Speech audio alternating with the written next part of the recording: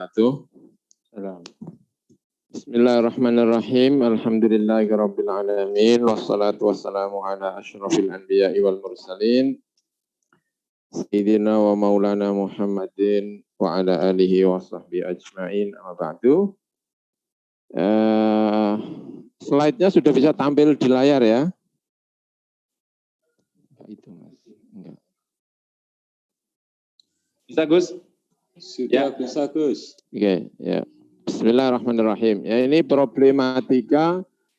Ini saya ingin menyapa dulu. Terima kasih kepada kawan-kawan semuanya. Ada Pak Muflis Hanafi, ada Pak Rosihon, ada Ibu Dora, ada dari kawan-kawan saya di Sekolah Tinggi Agama Islam Al-Anwar, Pak Gus Udin dan Pak Najib, kawan-kawan semuanya di sekretariatan. Litbang Kemenak, terima kasih atas waktunya, atas kerjasamanya. Saya ingin menyampaikan materi tentang problematika terjemahan Al-Quran, tapi saya khususkan studi terhadap surat Nun wal Qalam. Surat Nun wal Qalam. Yang mungkin agak didekatkan, mohon maaf, Gus Gofur. Ya, surat Nun wal Qalam, ya sudah jelas ya?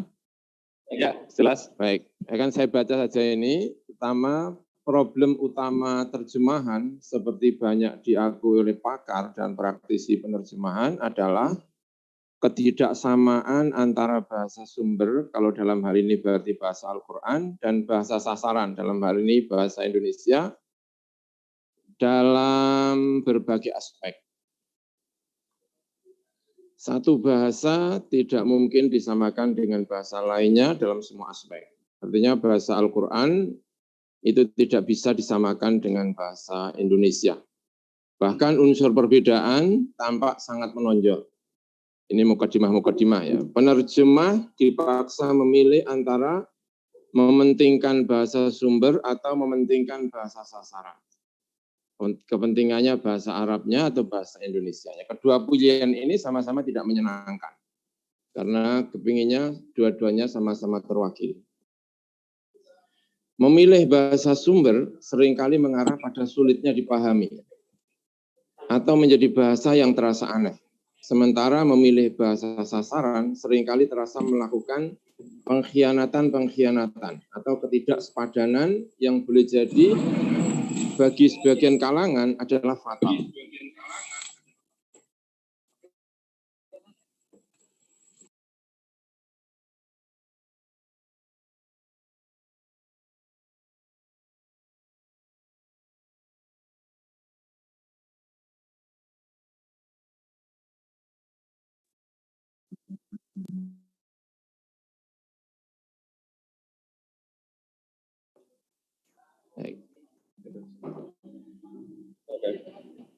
Baik Gus, monggo Ya. dilanjut. Ketidaksepadanan ini bisa terjadi pada kosakata, susunan gramatika, balaghah, dan lain sebagainya.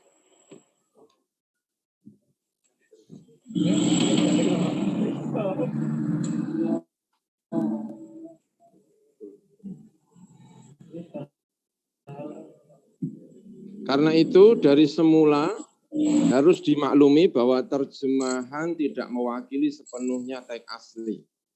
Akan tetapi lebih merupakan pemahaman atau pilihan terhadap sebagian makna teks asli yang kemudian dituangkan dalam bahasa sasaran. Jadi para pembaca terjemahan Kemenak ini jangan menganggap seperti berkali-kali disampaikan bahwa ini itu mewakili Al-Quran. Tidak, itu mewakili sebagian dari makna Al-Quran yang bisa dipahami oleh penerjemah.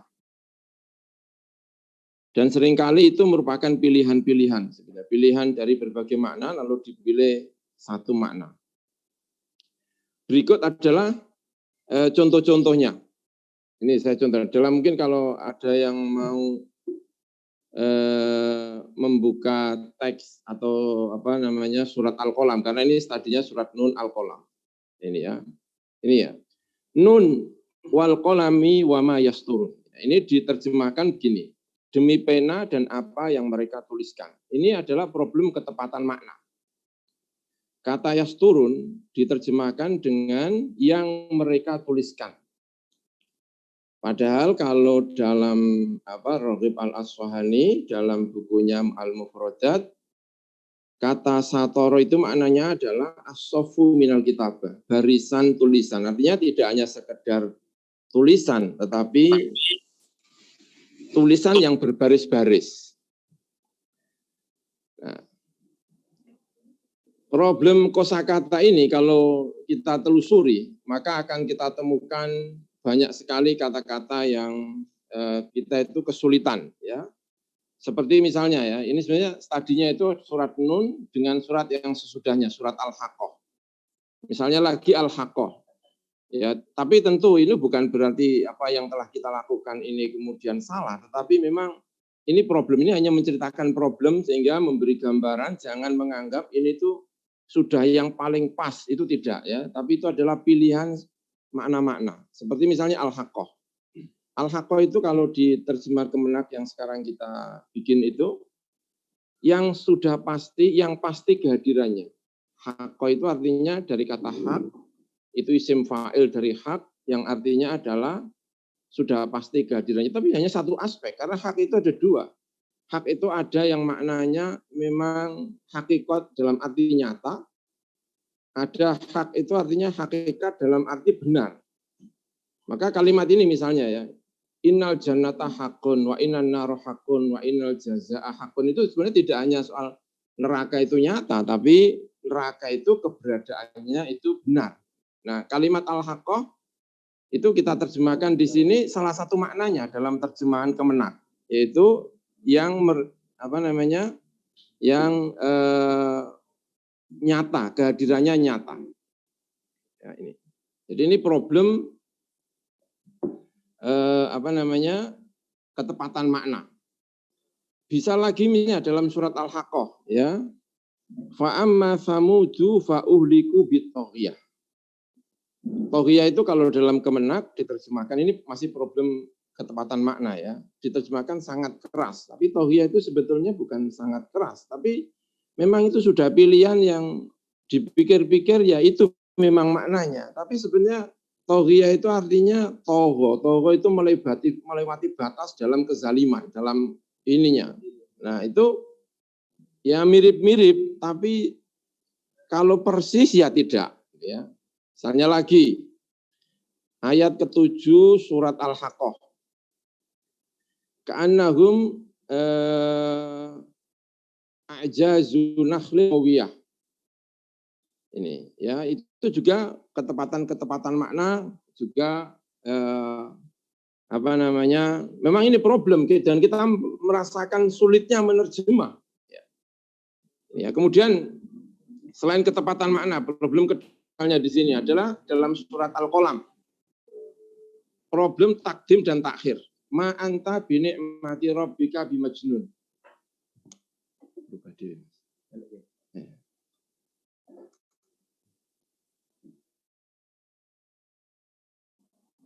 Ma anta bi ni'mati rabbika bimajnun. Nah, itu didahulukan dalam terjemahnya. Malah kesini terus.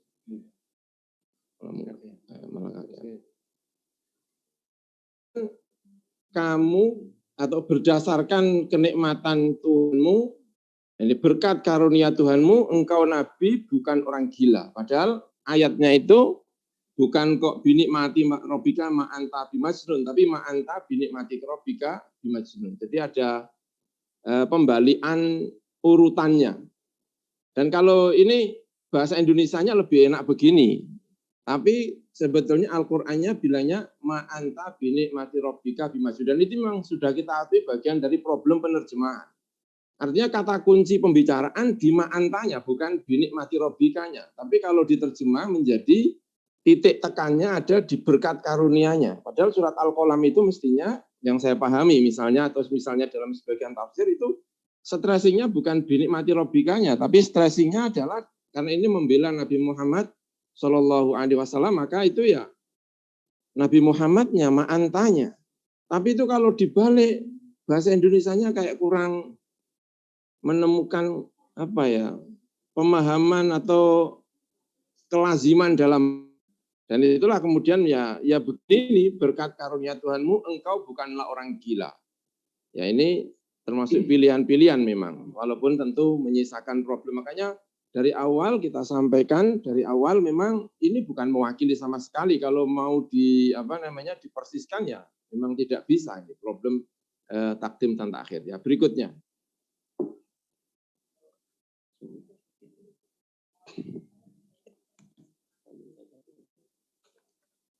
Nah ini problem mustarok yang tadi disampaikan oleh Pak Mukhlis. Ya, wa innalaka la ajrun ghairu mamnun. Terjemah itu tidak akan mewakili. Nah itu diterjemahkan sesungguhnya bagi engkau lah pahala yang tidak putus-putus.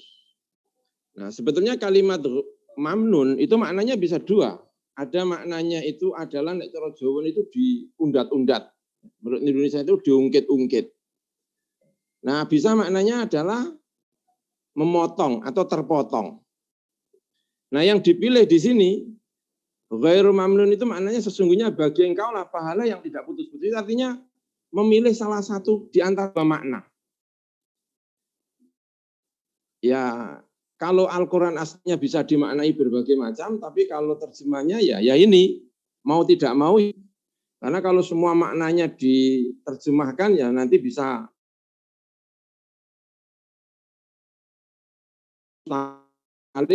seperti ini. Ya berikutnya pemaknaan huruf. Ini saya sisir dari surat Al-Qalam semuanya satu persatu. Biar kawan-kawan bisa mengetahui betapa problemnya menerjemahkan itu. Bi ayyikumul maftun. Baknya itu ziyadah atau baknya itu memang punya makna. Diterjemahkan oleh Kemenang, siapa di antara kamu yang gila? Itu kelihatan sekali bahwa bak menurut terjemahan versi yang kita bikin ini dari tim, baknya itu zaidah. Tapi sebetulnya bak maknanya bisa tidak zaidah. Bisa bak-bak yang maknanya dengan atau biasa itu maftun menjadi masdar. Gila itu ada di antara kamu. Di antara siapa? Di antara kamu. Jadi maftun maknanya jundan. Itu yang dipilih oleh tafsir Jalalain sebetulnya. Maftun itu artinya adalah gila, bukan orang yang gila. Kalau dalam Jalalain. Tapi juga maftun itu bisa maknanya asli, memang orang yang gila. Baknya maknanya jadi dzorfiyah. Berarti maknanya adalah orang gila itu ada di kelompok mana. Itu bisa. Nah, tapi tentu kita memilih salah satu itu mana yang kira-kira lebih pas bagi pendengar. Makanya tadi Pak Mukhlis juga berkali-kali tampaknya menyampaikan bahwa jangan dianggap bahwa Al-Quran atau terjemahan ini mewakili persis seperti Al-Quran. Karena ya tidak bisa. Tadi juga disampaikan Gus Baha secara khusus ketika meninjau fikih. Karena fikih itu pilihan-pilihan dan terjemahan itu beberapa hal tidak berpihak kepada Syafi'iyah sehingga pembaca Syafi'iyah itu juga menjadi bermasalah. Tapi ya memang itu terjemah itu ya pilihan-pilihan memang. Kemudian selanjutnya, ya problem penggalan kata. Ini ya, angkana dza malin wa banin. Apakah angkana dza malin wa banin ini dalam surat Al-Qalam itu mengikuti ayat yang sebelumnya? Ataukah angkana dza malin wa banin itu mengikuti ayat yang sesudahnya? Ya mau tidak mau harus dipilih. Nah kebetulan kalau Kemenak itu yang dipilih adalah angkana dza malin wa banin itu mengikuti ayat yang sebelumnya. Karena itu K-nya jadi kecil. Dan kalimat sebelumnya, ayat yang sebelumnya itu tandanya koma, bukan titik. Karena angkana itu menjadi alasan atau ilat ayat yang sebelumnya. Nah, padahal angkana dza malin itu sebenarnya juga bisa dijadikan ilat ayat yang sesudahnya. Dan itu pilihan Jalalain. Ya kebetulan pilihan Jalalain, makanya kalau pembaca Jalalain itu ya kadang-kadang tidak cocok dengan terjemahan itu ya memang terjemahan memang kadang-kadang ya begitu ya. Ini. Jadi kalau mengikuti ayat sesudahnya angkana dza malin itu mengikuti ayat sesudahnya terjemahan jadi begini, karena dia kaya dan mempunyai anak banyak, maka itu apabila ayat-ayat kami dibacakan kepadanya dia berkata, berarti dia menjadi ilat kalimat yang sesudahnya.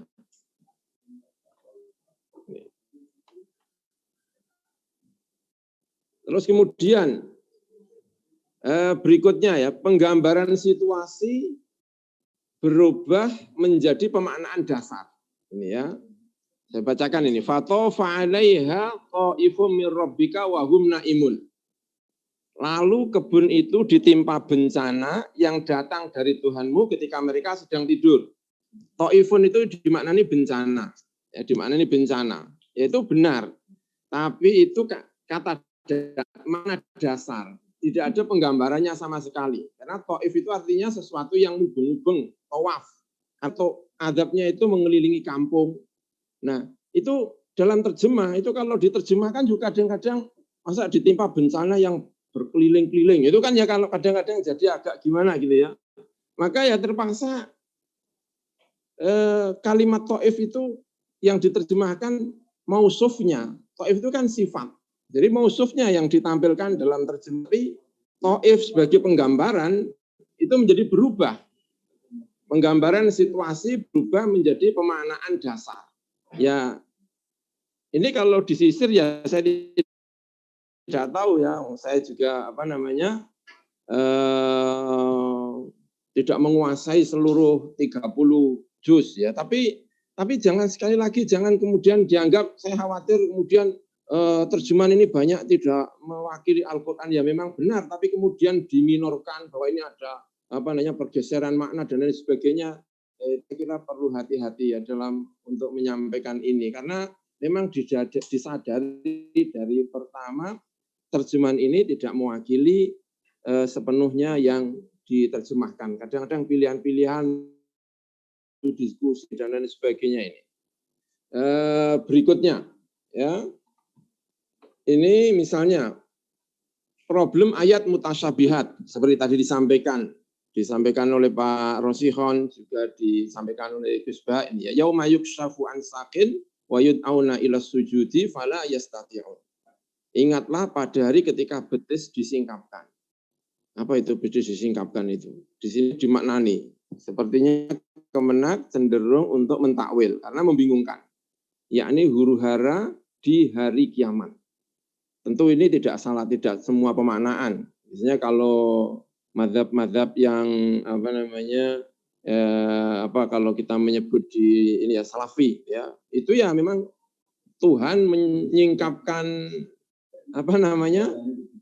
menyingkapkan betisnya. Tapi ini riwayat dari Ibnu Abbas, jadi kuat sekali.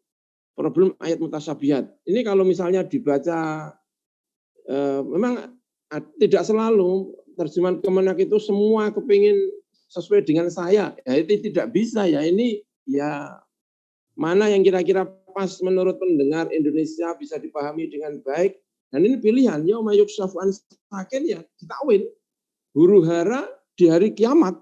Yukshafu dan ini mengikuti riwayat-riwayat dari Ibnu Abbas. Ini wa yud'auna ila sujudi fala yastati'un. Ya, kemudian berikutnya ini ya problem ayat mutasyabihat. Kemudian ta'alluq huruf jar. Ini ya.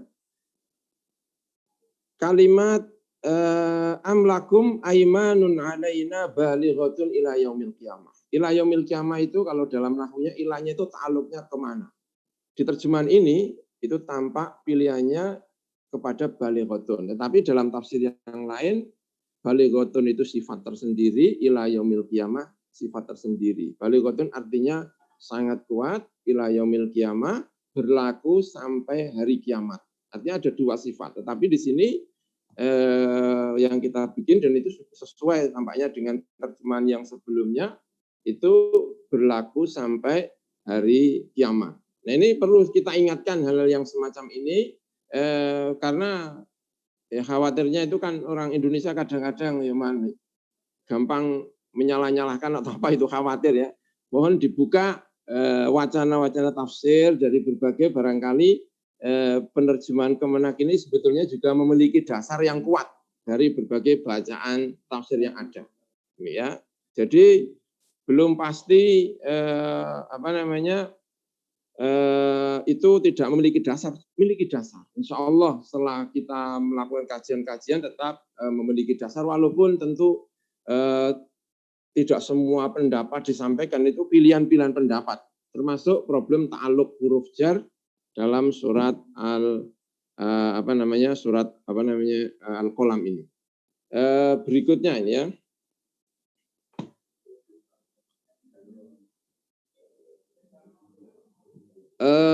Problem sifat. Tapi ini sudah melewati surat Al-Haqqah, tetapi ini tidak tampil di sini ya. Ini mohon maaf.